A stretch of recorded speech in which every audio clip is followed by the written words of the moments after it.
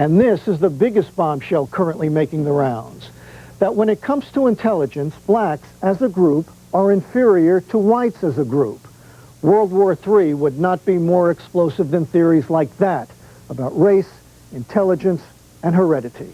Asians, in fact, have slightly larger brains than do whites, and whites have slightly larger brains than do blacks. Philip Rushton teaches psychology at the University of Western Ontario in Canada.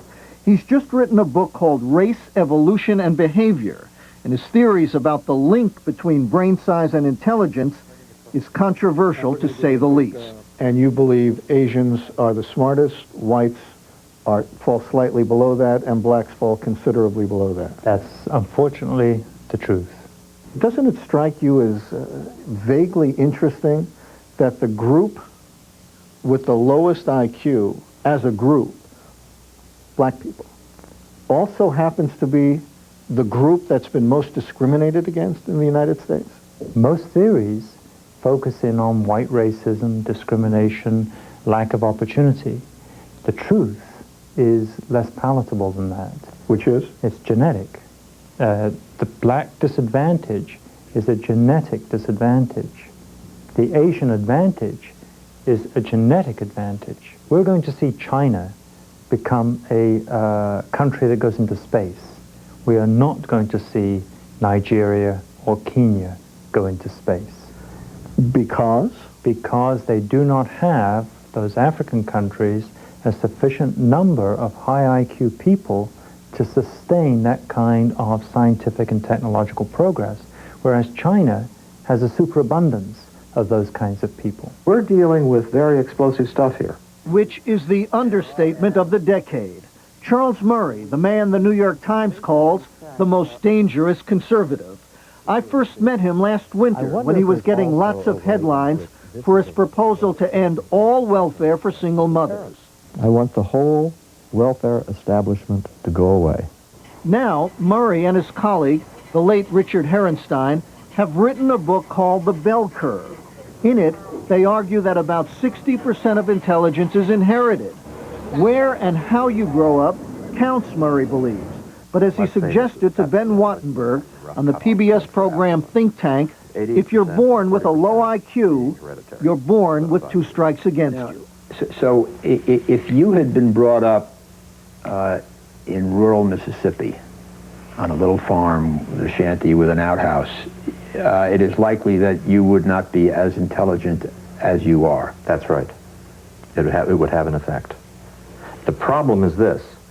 You also say then, what you want to do with the kids in the shanties in Mississippi is provide them with a better environment.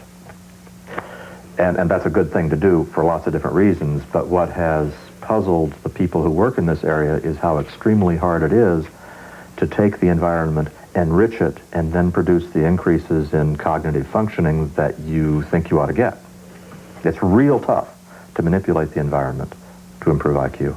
And IQ, Murray believes, more than ever will affect how you and your children will live. Numerous studies, for instance, show that blacks, as a group, score 15 points lower on IQ tests than whites as a group. So if you're born with a low IQ, which is not your fault, and you're born into poverty, which is not your fault, you're saying you have a greater risk of what? Becoming a criminal, having children out of wedlock, and continuing that cycle of poverty. That's the tragic story of 1994. Seymour Itzkoff is a professor at Smith College in Massachusetts and the author of this book, The Decline of Intelligence. I see a nation committing suicide, doing it to itself, just as the Soviet Union committed suicide. And how are we doing it, do you think? While the lower echelon of our population are having children supported by the government on welfare, the upper echelon is enjoying themselves. They're not forming families. The statistics on family formation are very sad. And he sees a future where people with high IQs, no matter what their race, will have little or no use for people with low IQs, no matter what their race. The high intelligence people are producing a culture which is making the low intelligence people of the world irrelevant economically and socially. That's the great tragedy. Because of high-tech machines and things like that? We have machines and robots and computers and so on can do the work of people of ordinary intelligence, not to even speak of the people who are on the margins of retardation. So you're saying that in the future, and the future may be here, but certainly in the future, people of less than average intelligence are going to have a much tougher time. We will have to support them. They will be permanently dependent. These are old racial notions given a new life, popularized. Somehow when racism comes in academic robes, instead of hoods and sheets, it's given acceptability, and it becomes a media phenomenon. Jim Wallace is a minister who runs a youth center for disadvantaged kids in Washington, D.C. This seems to me to be the ideological cannon fodder for continuing a war against the black poor. This will be the presumed intellectual evidence for believing what they would like to believe, or maybe did believe already, about the black poor. Which is? The problems that they encounter are their own fault. Squeeze it. It's getting ready. See, it's not sticking on his hand. Which brings us to a program like Head Start, which was supposed to give disadvantaged kids a chance to break out of the cycle of poverty. And according to the conventional wisdom, one of the few government programs that actually works. It looks like an airplane to you, so what about... But even on this matter, there is a school of thought that says, no, it does not work. It does not help kids in the long run. The original idea was that you could give these very enriched environments to young black kids, and they would improve up to something like the level of white children.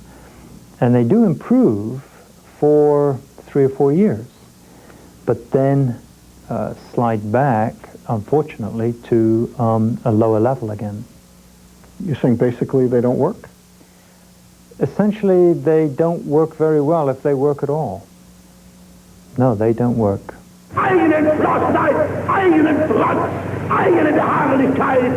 To the critics, the new theories are nothing more than old, rehashed pseudoscience, based on controversial data collected over many decades, and made infamous on a global scale by the Nazis, who had a certain fascination with genes and race and intelligence.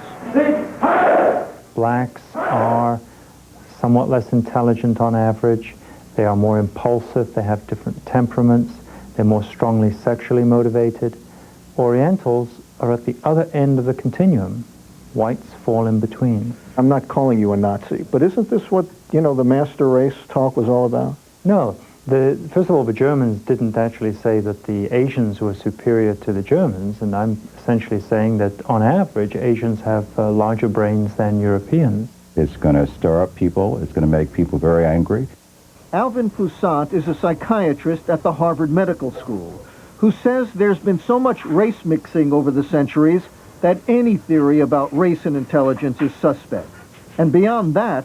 How would they feel if they were in a particular group and people were telling them over and over again, either for moral reasons or because they've done some testing, saying, hey, look, you know what your problem is? You are inferior, you are inferior, you are inferior. And you better believe it because we know you're inferior and we're going to treat you as an inferior, and that's going to be your life situation, life everlasting. I mean, what?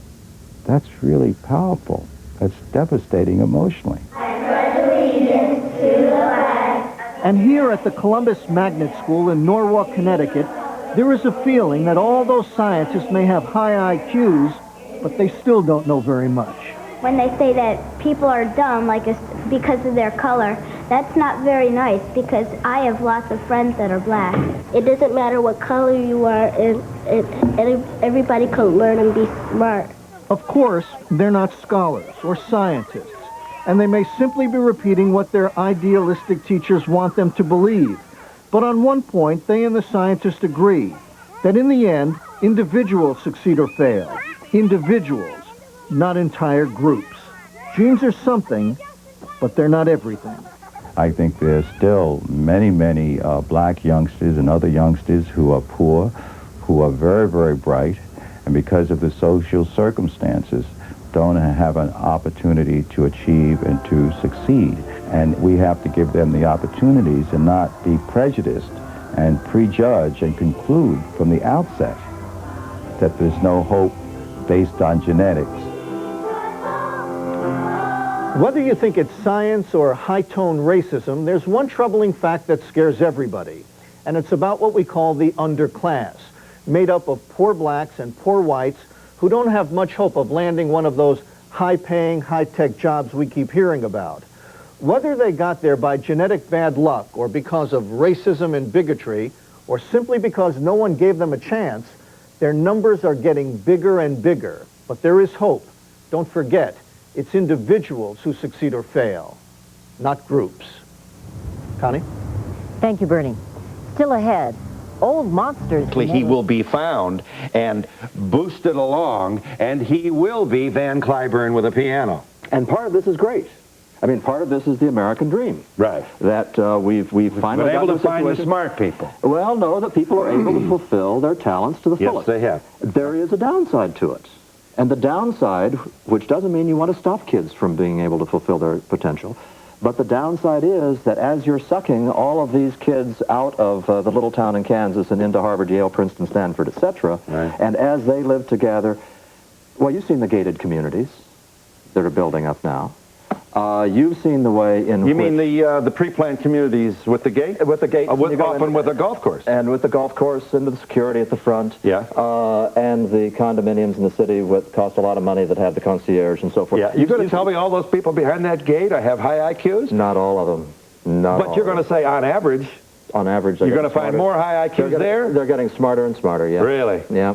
Smarter and smarter at what? Playing Gordon Gekko and knowing how to manipulate Wall Street and all that's part of it. But I'll give you another example. Take, for example, somebody who has the peculiar kind of high IQ that gives you the ability to be a theoretical mathematician. Now, 50 years ago, that person with that kind of special skill could have been a math professor. I mean, there wasn't an awful lot of other things that unusual skill was good for. Today, that same guy could well be worth $100,000 as a software programmer because the same kinds of mental skills have a much higher market value than they used to have. Yeah. I believe that there are minds out there, for example, in math. Richard Feynman, the Nobel Prize winner, the subject of the book Genius. Although he didn't have a very high IQ as measured IQ. Well, but he was a genius. He'd walk out of the test 20 minutes into the test. Yeah, he was finished. He could see the math. He didn't have to. He could see the math. Yeah. Now, that's a brain I don't have, and I cast no aspersion when I say I assume you don't either. No. So that if we acknowledge then that there are some brains with this kind of gift. But you don't have to go up that high on the ladder. To be a physician. To be a physician, you don't have to be a genius, you have to be pretty smart. There's sort of a lower cutoff there. You're calling for 110 IQ for physicians. Oh, a physician's probably higher than that, well higher than that for the mean, and you can't get much lower than 110 and have a chance of getting through medical school. Engineers, attorneys, a whole bunch of these, they're screened for IQ. And your point is, well, the point is that we do acknowledge that some of us have different brains than others. Some of us can play chess better than others. I think that's about circuitry, wiring, and difference in brain structure and cognitive skills. I believe this. I also think there's a biological component to this. And a lot of environment. And it helps if your father teaches you how to play when you're small. Okay. Exactly. All of that. So nature, nurture. Yep. All right. You are saying that here's the bell curve. The Nobel Prize winners are over here. Yep. Real smart people. Over here. And so are an awful lot of people making money these days. All right, okay. Most of us are here. And then you've got some cognitively challenged people over here. And you are saying in this book that we are more likely to find black people over here than over here.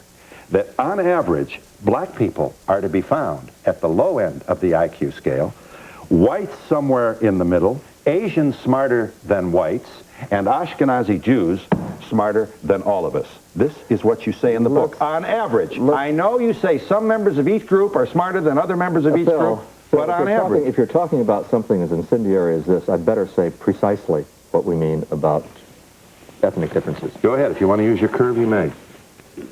No, sell your book at the same time. No, I don't need to. What did I say that differs with what your I want to put it in my words, which is that is there a difference in the means on test scores of blacks and whites? Yeah, there is. These distributions overlap, not just a little bit, they overlap substantially.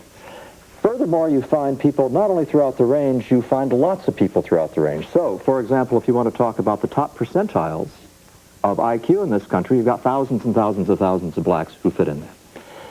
Are there aspects of these differences in test scores which are problematic? Yes, there are. Are they ones which require us to run screaming from the room? No, they aren't. This is an issue which has, in the American dialogue, been talked about, whispered like this. It has been worried about. Right. Misinformation has been rampant. Yes, what Dick Herrnstein and I have done in this book, I would like to think, is provide a quiet, reasoned, unhysterical account of what the facts are. And once we get that out of the way, for heaven's sakes, let's get on with the life of America. We have become convinced that the topic of genes, intelligence, and race in the late 20th century is like the topic of sex in Victorian England. Publicly, there seems to be nothing to talk about. Privately, people are fascinated by it. As the gulf widens between public discussion and private opinion, confusion and error flourish. As it was true of sex then, so is true of ethnic differences in intelligence now. Taboos breed not only ignorance, but misinformation. The people, now to just continue your research, your broad sketched outline here. Mm-hmm. The people behind the gate at the private country club you have shared with us are, on average, if we were to have an opportunity to study them, on average will have a higher IQ than the people in the trailer park. Right. Now, this is becoming a very big problem, you remind your viewers, because the people behind the gate at the country club are breeding with each other. Holy cow, they're making more people with high IQs. And guess what else? The people in the trailer park, and this ought to get us some mail from trailer parks, are likewise breeding, and they're breeding, on average, offspring of lower IQ. And even more ominous, the people in the trailer park and other places like the inner city and other disadvantaged neighborhoods are breeding at a higher per capita rate than the people behind the gate at the country club. So we're going to have a whole lot more dummies as this social genetic phenomena unfolds. Is there anything I've said that you disagree with? I'm just trying to convert what we said in the book to the tone in which you just said it.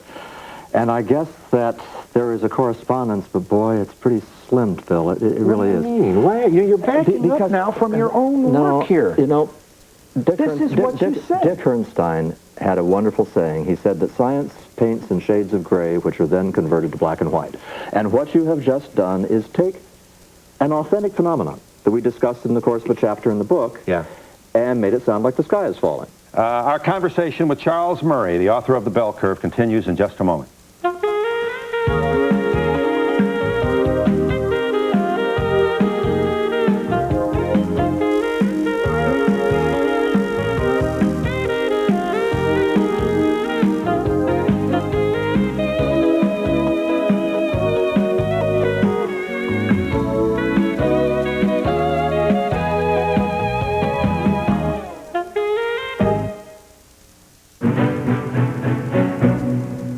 You appear to be saying to black people, you're inferior, have a nice day.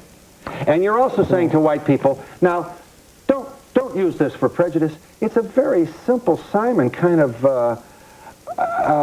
avoiding, in my opinion, I haven't necessarily suggested that IQ should not be at all dealt with here, but I am saying that I think you're being just a little disingenuous when you scratch your head and say, gee, what's all this excitement about?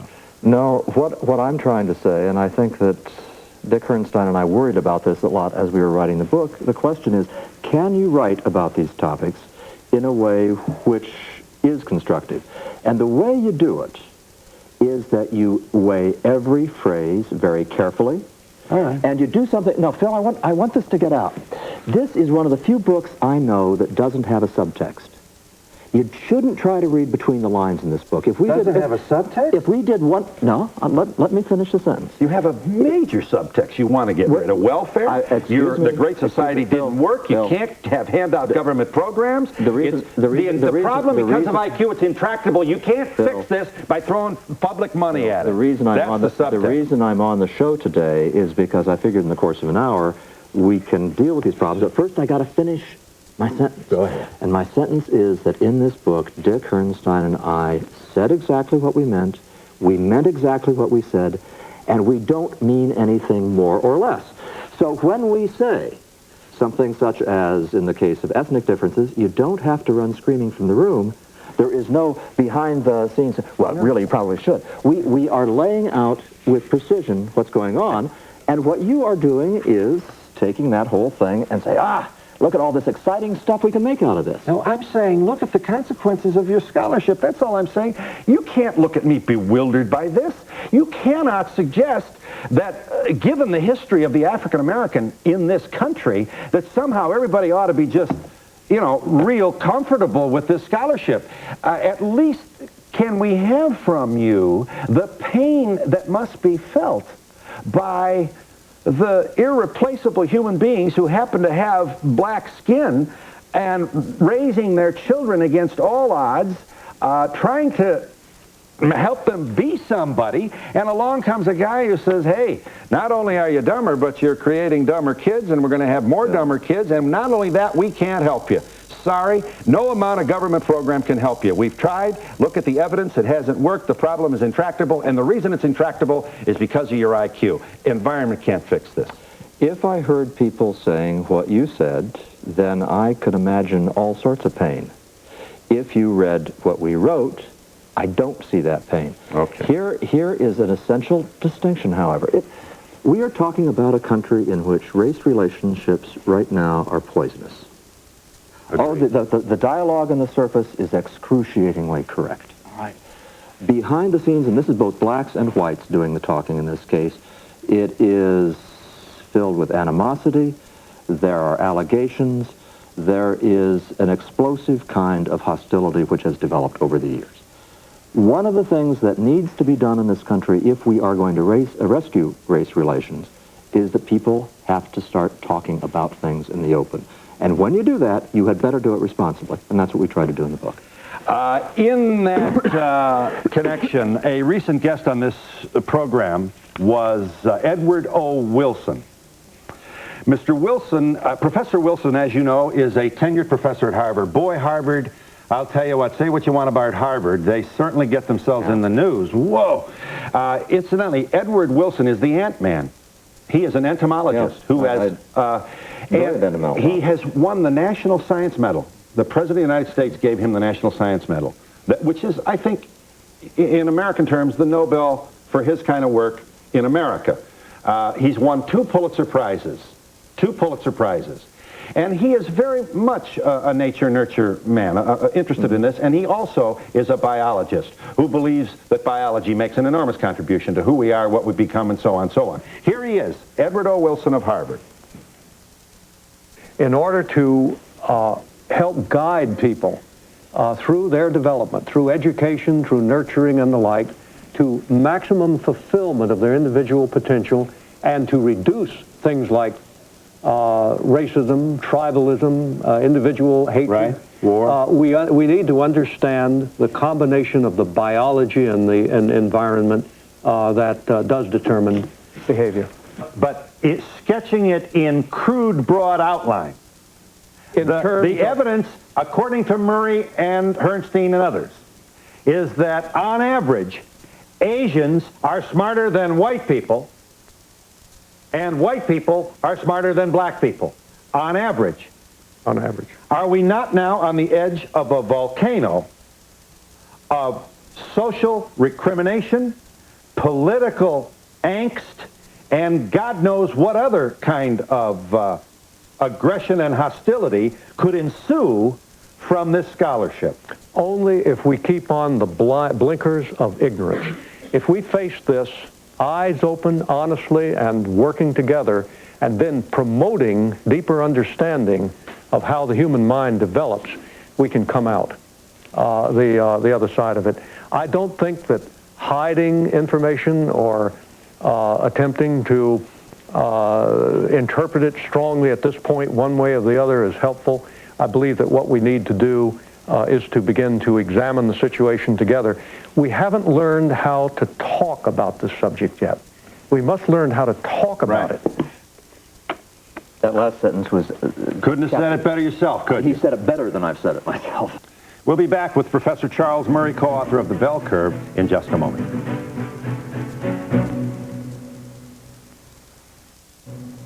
An IQ test can determine how well you're going to do. And I agree, you say that. And in fact, it's the driving force, you believe. But what this is an IQ test developed by Eurocentric white men. You have IQ tests developed by Japanese, you have IQ tests developed by Indians, you have IQ How do we do? Here's my point. An IQ test measures in some ways, my ability to reach the brass ring of this culture. Incidentally, I've done pretty good. You know, I got a TV show. People ask me for an autograph. Man, I reached up and I got that brass ring. The point is, the brass rings are defined by this culture. Here's my suggestion. I'd like to take some of the white guys from the American Enterprise Institute and put them on a boat. I may have them row. I'll give the orders. And when we get to Africa, I'm going to put them on a bus, and we'll take them to one of the many nations in the so-called Dark Continent, and we'll sit them down at City Hall, and some guy will come out of an office and says, gentlemen, I have a test I want to give you. We want to measure your intelligence. It's standardized. The test has been shaped, developed by some of the finest minds in Africa. How well do you think you do? And are you here to argue that there wouldn't be a difference in that test than the one developed here? It's actually a funny thing. When you go out and test people, and these are oftentimes in the bush, you're talking Kalahari, in the Kalahari, and they were administering some of the kinds of tests which they have, which don't use any vocabulary. Who's they? The white guys? These are white guys. Sure they are, with the pith helmets and their, yeah. No, what they were reporting was that is they were giving this test, and then the villagers would be talking about who in the villages was cleverest, who was the best hunter, who could do this, that, and the other thing. There was a very close relationship between the test scores and who the villagers themselves thought were the cleverest. Yeah. But you see, IQ is not, you know, the way we're talking, we are falling into a trap again. Because we are talking as if it were destiny. And the fact is, look, we said earlier, neither you nor I have it in us, in terms of raw brain power, to be a theoretical mathematician, right? Right. Did you ever want to be a theoretical mathematician? I didn't. No, I never did, because obviously I have not been gifted with a mind that would help me excel in that particular science. But there's a funny thing. There's a funny thing, which is that people bring to life a bundle of talents and interests and the rest of it. Yes, they do. Which, so relax and have a nice day. So even though you're only doing 85 on the IQ. No, but Phil, what you just said is literally true. Relax a little bit about this stuff. That a trait is genetically, see, that's where I am suggesting to you, for the purpose of our discussion, and with no comment at all or suggestion of your character, I think you're being intellectually dishonest. No, and here's where I think that it's absolutely important to get across a point that the only way we are going to be intellectually responsible about this is to write books like this. Our conversation with Charles Murray, the author of The Bell Curve, continues in just a moment.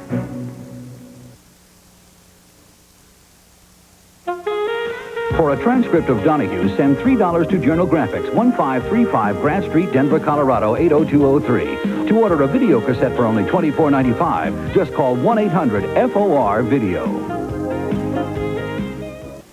We should say that you appear on our program today by agreement, Professor Murray, sir, without an audience. Lonely in here. What in the world could any one of those almost 200 American citizens say to you that would be... No, but there is a reason for it. What is it? That these are tough subjects. And if you're going to talk about them effectively on TV at all, it's got to be in a kind of format where you have the best possible chance to have a connected conversation. That a trait is genetically transmitted in individuals does not mean that group differences in that trait are also genetic in origin. That a trait is genetically transmitted in individuals does not mean that group differences in that trait are also genetic in origin.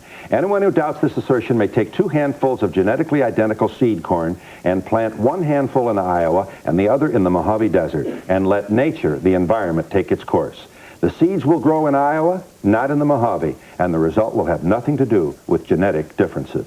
The environment for American blacks has been closer to the Mojave, and the environment for American whites has been closer to Iowa.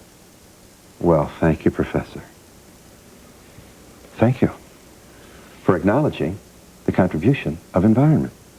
And nobody even had to twist our arms to make us write that But paragraph. you're saying that environment has less of a contributing factor to the development of the human being and his achievement in our culture than does IQ. In fact, if we take the mean, I don't know how you do this, 40 to 80%. I have no idea how you can put a mathematical value on the contribution that IQ makes, but you do. You say it's somewhere between 40. Well, we're summarizing results of literally hundreds of studies, and they vary in the results. Right. But in any event, it's more than 50%, you believe. We take as a middle ground estimate 60%. The exact figure isn't very important. May I just share with you now another piece of tape here. Dr. William Shockley, he of the transistor, Nobel Prize winner. He revolutionized electronics for the 20th century and forever. We no longer have the vacuum tube. We have these little, he invented this thing. The guy is Nobel Prize. He wanted to put Nobel laureate sperm in... Dr. William Shockley was on the Donahue Show. May he rest, incidentally. He's gone to whatever reward may have been his due. Here he is, Miami Beach, 1980, on the Donahue Show. Dr. William Shockley. And my own research, and now here's one of the standard statements I make on this, and this is a tragic conclusion to come to. My own research is that the primary cause of the social and intellectual disadvantages of the American blacks is genetic and hereditary, racially genetic, and thus not remediable to major degree by practical improvements in environment. And this is a tragic conclusion, and I come to this by putting many things together. There's no simple answer. Who in your view, what race in your view could we call superior? Races are very hard to define, as you'll find from Baker's book, but if you take European Jews as a separate sort of a population, my findings on that is this is the outstandingly intellectual capable, highest intellectual capacity of any of the groups. The American Orientals, by the way, in another paper I published, are 10 times as likely per capita to be elected to the National Academy of Sciences, which is, so to speak, the elite membership group in science. He supports your position? I've never seen Shockley before. He supports your position? No, he doesn't support our position. He certainly says. He says there are some groups that are on average smarter than others. He was saying things about genes that Dick Ernstein and I would never commit ourselves to. But that's okay. Like what did he... Oh, I mean, he was talking about the difference being predominantly genetic, and Dick Ernstein and I don't think that the data warrant that statement. That the difference is... The differences, ethnic differences, are predominantly genetic, and I don't think... But you believe IQ is genetic. Yes, but you fortunately just read a passage a minute ago where we pointed out that it can be genetic in individuals. Nurture but group differences don't have to be genetic. You know, he went on to say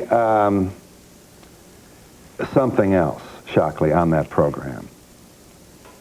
Let's look at it. He wants to pay people. This man is dead, so this is R.I.P. here, we post-mortem.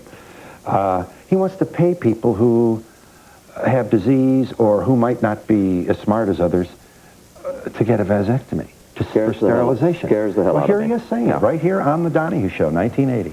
It's called the Voluntary Sterilization Bonus Plan, and it offers a bonus to everybody to be sterilized, and it's independent of race, sex, or welfare status, but it does depend on IQ. Now, $30,000 on any genetic disabilities, like Huntington's chorea, for example. If you're a potential carrier for Huntington's chorea, there should be a big bonus. Now, it also has $1,000, as I propose it, for every point you score below 100 on an IQ test. Now, $30,000 put into a trust fund for a 70 IQ moron who might produce 3 institutionalized retardates could be very profitable to the taxpayer. Furthermore, if you put 10% of the bonus in spot cash, that might put into action some people who, acting like bounty hunters, would find the right ones. But now let me point out, this is a voluntary thing. Anyone, no matter what IQ or no matter what genetic disabilities and so on. See what I mean? Oh, boy. See? And maybe this is why people run screaming from the room, Professor Murray. And that's why we don't write things like that. That's why Dick Herrnstein and I say, nothing scares us more than the idea of the government saying, oh, let's encourage some people to have babies and let's discourage others. Sure. We don't think the government ought to be in that business. And it obliges an even greater scrutiny than of your scholarship. Absolutely. And it also, I think, obliges maybe just a little more honesty and about what we know and what we don't know. And I would suggest that we really aren't certain. That intelligence is an ephemeral kind of thing. And there may be certain features of intelligence that we haven't even created the environment or the culture to exploit in human beings of all color around the world. If you're saying to me that there's a lot we don't know about the way the mind functions and how it's developed, boy, do we agree with you. If you are saying, gee, though, we don't really know much about IQ and intelligence, and this is all still very ephemeral, here's where I think you have a very large difference between what is thought in the public media and what the specialists think, which is to say that the specialists are a lot more confident that they have a sense of what's going on in this area than the New York Times gives them credit for.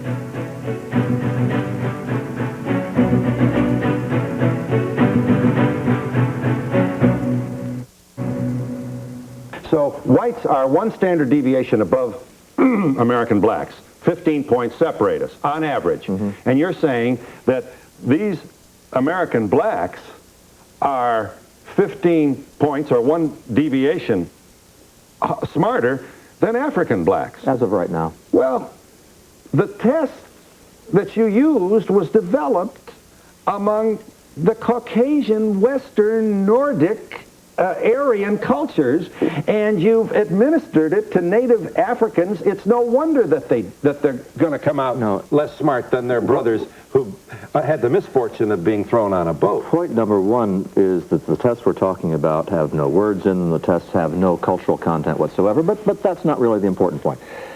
What makes an IQ test useful or not useful is the extent to which it predicts something. I mean, if it doesn't predict anything at all, then it's useless. Right. So the question is about the African results is, as far as we can tell, does an IQ test score there mean about the same thing that it does elsewhere in the world? The answer is yeah, as far as we can tell, it means about the same thing. But you also have a situation in which you have had large changes in IQ over time because of changes in nutrition, this, that, and the other thing. Right. So whatever the situation is now does not necessarily mean that's what it's going to be 15 years from now. Yeah. No subtext, you say. You are with the American Enterprise Institute. May the Lord shine his blessings down upon the American Enterprise Institute. And the American... Bernstein was with Harvard University. Yeah, and AEI is not going to be insulted if I call it a conservative think tank. No, it won't. Your agenda is to get rid of the federal government. You want the government off the backs of poor people so you'll have more money to play with. Phil, I'm going to reveal here on this show the great secret about this book, which is that it contains more material that may be used by the left than any other social science book in the last 20 years. And the reason is that if you talk about the way that intelligence does affect outcomes in life, it provides a perfect rationale for saying, well, obviously, there are certain people who can't be held responsible for the position they're in. Therefore, what we need is much more massive redistribution of wealth. What we need is much more services provided to these poor folks who can't take care of them. There is a lot of evidence that may be interpreted that way. And the odd thing about this book is, and I challenge you to compare this with any other book written by a social scientist in recent years, Dick Herrnstein and I pause and say, folks, guess what? We have political predispositions. We are now going to tell you precisely what they are and why it is that we take a look at these data and here are the conclusions we draw about policy. Right. I don't know very many other people who do that. You know that the New York Times Magazine and other publications have revealed that in your senior year in high school in Newton, Iowa, you burned a cross. You put two pieces of wood together. You attached firecrackers to it. You're a senior in high school. You went up on a hill in Newton, Iowa, you pounded it in the ground, and you set it on fire. Across from the police station, and the New York Times Magazine says explicitly, which is the truth, that we, God help us, in Newton, Iowa, had no idea what the significance of that was. We were not burning a cross. We were playing a prank across from the police station after a football game. Now, is that... A smart guy like you with all those native genes and IQ doesn't know what a cross burning is? Incidentally, this is 1960. No. So we're not talking the Middle Ages here. Phil, if you're going to bring up that episode, you should also point out that the writer of that article himself acknowledges that, dumb as it seems, that this was not laden with any racial significance whatsoever. Now, if you want to make that allegation, that's fine, but the guy who wrote the article didn't make that allegation, and it's not true. I think, were there 2 black families in Newton, Iowa in 1960? At that time. Mm-hmm. Yeah. But Phil, I think that it is dubious, to say the least, for you to attach a significance to something which the reporter of an incident himself does not attach to it. Then why did he include it in his piece? That is a very good question. Well, you're certainly not going to suggest that your own background is going to be ignored when you come out with, incidentally, the book will make money, and that's okay with you, isn't it? You know, it's still legal, isn't it? I do pretty well myself, Professor Murray, so, but you know, a cross? You know, I mean, this is not stealing hubcaps. How far is that from a swastika? Phil, this is grotesquely irresponsible on your part. You'll share with our audience. Because if there was an allegation out there that I was a racist, and you were reporting on that, that would be one thing. For you to take a published story which does not make that allegation, and in fact explicitly disavows that part of it, and to then make an additional allegation just seems to me really awful. I didn't think you'd do this. Well, your grievance is on the record, and I'm pleased to provide the platform for you to make it. Thanks a lot, Phil. He said whites were smarter. Now these blacks are striking back. He doesn't even know whether or not what he's saying is true. Yes, I do. Next, Donahue, blacks go head-to-head with whites who say the outrageous. Did you say that unintelligent people should not have children? Does IQ test your intelligence or your patience? It's people like him who help institutionalize racism. The IQ test, part 2, race or racism. Next, Donahue.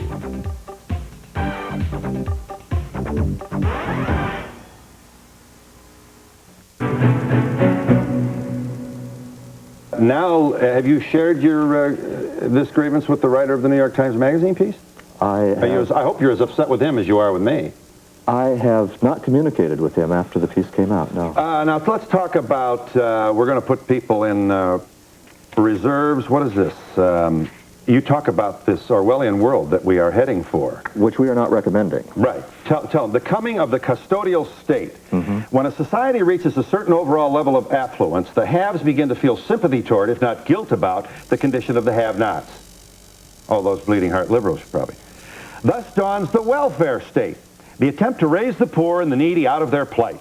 In what direction does the social welfare system evolve when a coalition of the cognitive elite, those are the people behind the gate, and this now, that's right, in this golf course, and the affluent continues to accept the main tenets of the welfare state, but are increasingly frightened of and hostile toward the recipients of the help. Tell them what will happen.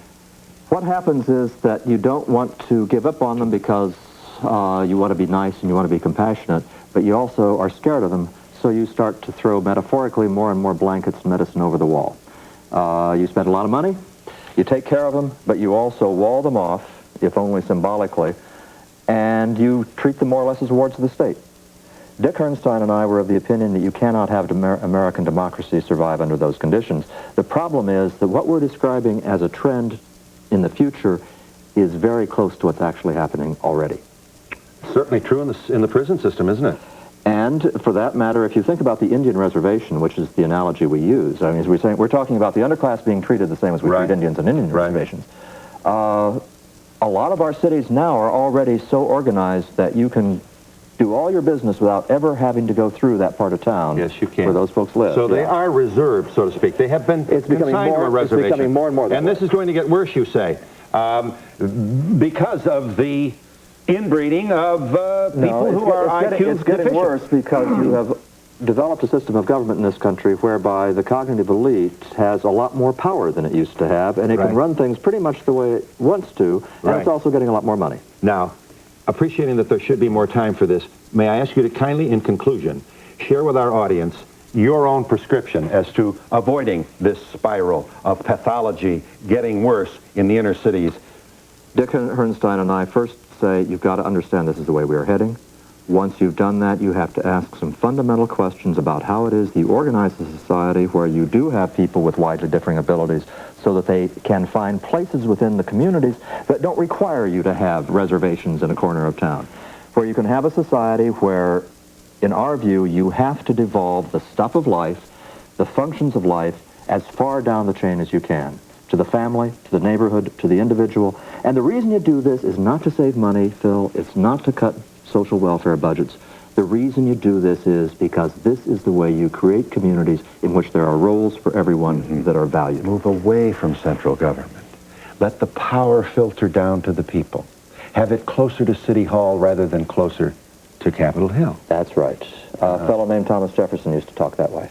Our conversation with Charles Murray, the author of The Bell Curve, continues in just a moment. It's an educational system that keeps you in a certain area. That doesn't mean that you're not smart enough to deal with any type of situation. At Johns Hopkins University, we have a neurologist, one of the top neurologists in the world. He's not white. He's not Oriental. He's a black guy. You know, we have black people in every area.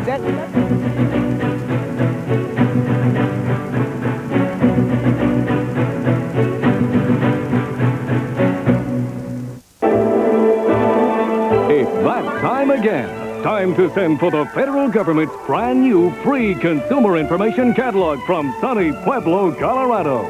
Billy here has his, and boy is he proud. All you want to do is make bombs and bullets and guns and cost plus. Phil, I'm not a conservative.